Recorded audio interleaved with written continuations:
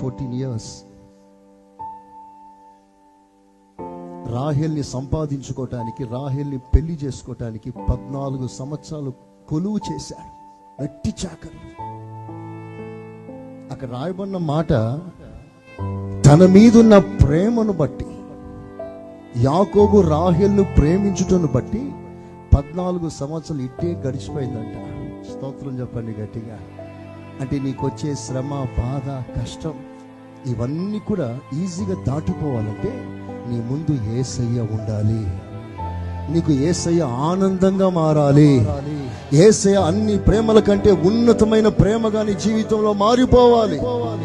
నా ప్రభు కొరకు ఏదైనా భరిస్తాను, నా ప్రభు కొరకు ఏదైనా సహిస్తాను, చివరికి నా ప్రభు కొరకు నా ప్రాణాలైనా అర్పిస్తాను. ఈ తీర్మానం ప్రతి శ్రమ ఈజీగా దాటిపోయేటట్లుగా చేస్తాయి. చప్పట్లు కొట్టి దేవుని కనపరుస్తా.